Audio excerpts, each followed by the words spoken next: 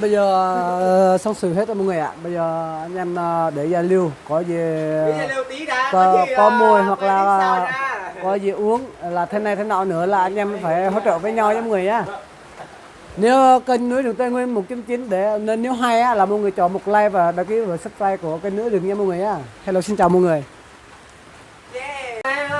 Đây qua nhà Hờ Nhiên chơi này, anh mới quả clip đi ra bạn ơi. Nhà nghèo lắm, xin các bạn hay like lên một clip của ngọn núi Tây Nguyên nha. Giờ đã biết clip thôi, anh em mình ăn chui nhậu chung về nhau thôi. Nhà Hờ Nhiên không có gì á, cái đấy là cái chắn rồi. Nhớ bạn nhớ về like nha, sau này cho nhìn về cái chắn cái triệu nha, nhà nghèo lắm. Đâu có gì đâu, mấy bạn quay nhà thử là đâu có gì đâu. Canh độ đẹp đâu, tươi không phải tươi, xanh không phải xanh nữa. Toàn là biết là đen không à. Rồi cái muỗng này phải còn rửa tay nè. Mấy cô mà chú bác làm xa gì xô gì qua nhà Hờ Nhiên rồi không có gì hết đây. Nồi có này với ba cái nồi thôi. Nước thì nhiều, nước nói chung là nước thì đầy, nước nói chung là nước uống đưa về được giọt đấy còn, nhưng là cái nôi bị bèn chát thôi là không có, anh em mà mua từng đây thôi, anh em mình nhậu vui thôi là ngại lắm mà coi là nhìn ngại lắm nhưng mà quá thực ngại luôn. Anh em mà vừa là chơi nhà chơi mà không có mùi hết mấy anh em thông cảm nữa nha. Do đây là món gạo này, chắc là anh em không biết là món gạo gì, món gì không? Để đi múc cho ăn nha. Rồi chén biết là trừ lửa nè. Bên đơn giản gì đó. Đêm qua nằm mơ tới ai. Nè, rửa chén nhá. Rồi mấy bạn thông cảm nha. Nãy giờ rồi quên rồi, đấy uống vẹ ly rồi quên rồi. Giờ không dám múc nữa, mon sợ không ngon quá mà không dám múc nha anh em ơi. Đây đâu tôi cá nha mẹ chứ ơi, anh chỉ đỡ buồn thôi, đỡ vui thôi. Bốc nha. Mấy bạn nào hát đây đang vui mà. Đây là cơm mà mấy bạn luôn chào ăn thôi. Xa thôi đó, từng đây thôi, nhà từng đây ăn à. Mấy bạn nha, hát bài nhạc lời là nhạc không phải là nhạc gì á, là nhạc người ta là nhạc đáo truyền Việt Nam mình á. Sau này là nhớ vào like của nick anh em mình nhá. Giờ một ca khúc mang tên là Jerusalem. Anh em vẫn còn đánh nhọ thôi nhưng hát cái vui thôi. Anh em nhớ là có nhờ like để nhận like nhá. Nhà Nhiên có gì đâu mà hát vui thôi.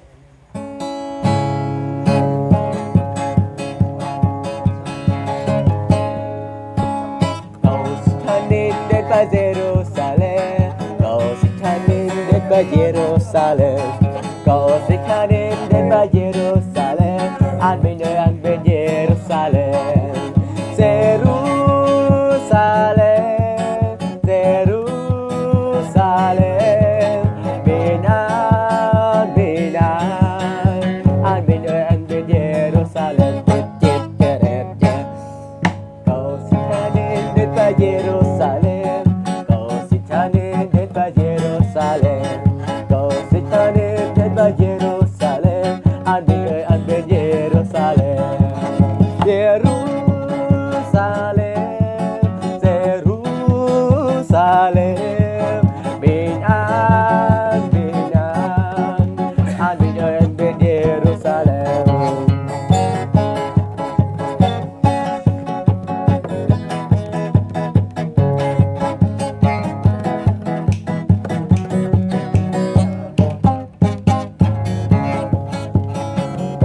Tha nên đến ba Jerusalem, cậu sẽ tha nên đến ba Jerusalem, cậu sẽ tha nên đến ba Jerusalem, an bên ơi an bên Jerusalem, Jerusalem,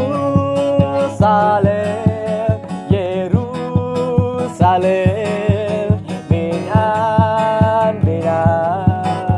an bên ơi an bên Jerusalem, cậu sẽ tha nên đến ba Jerusalem, cậu sẽ tha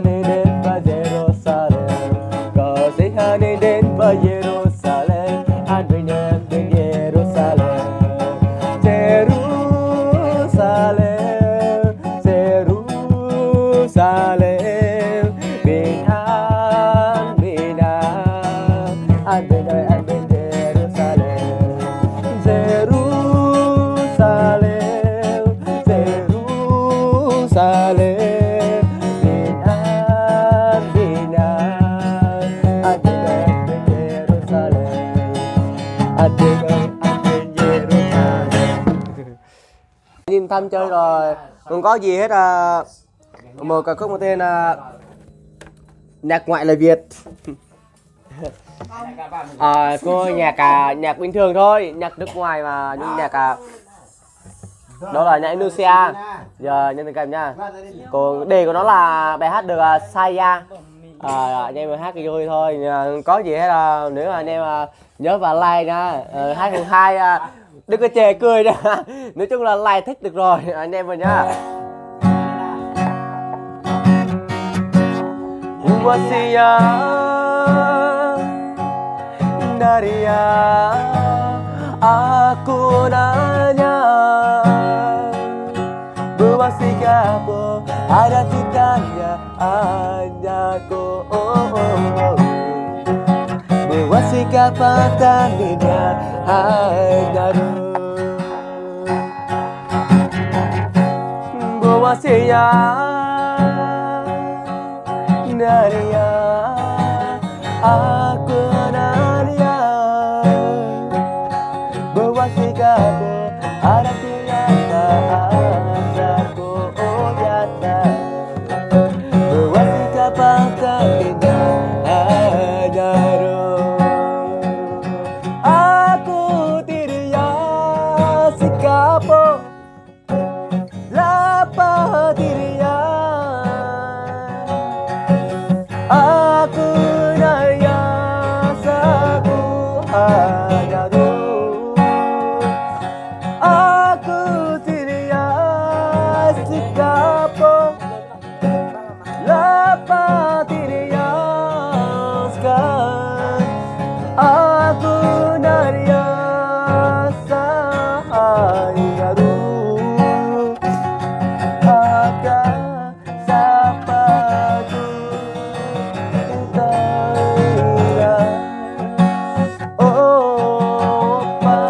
Akana dua siapa ada tinanya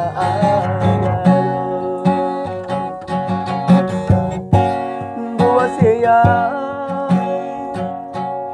naria aku nanya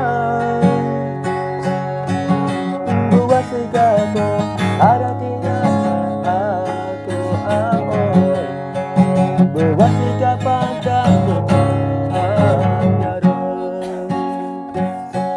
Wasia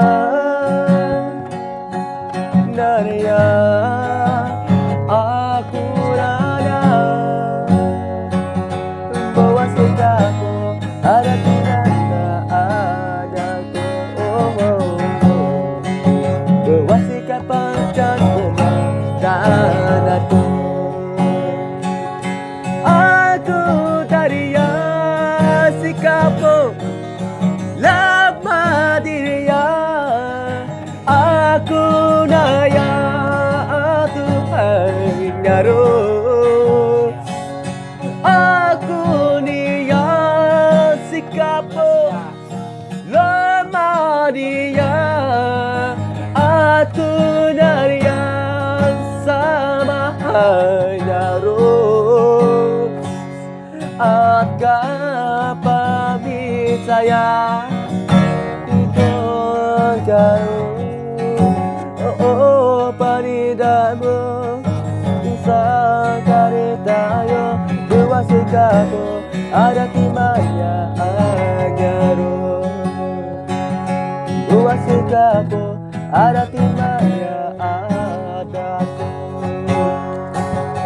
dua sikapmu ada timanya agaru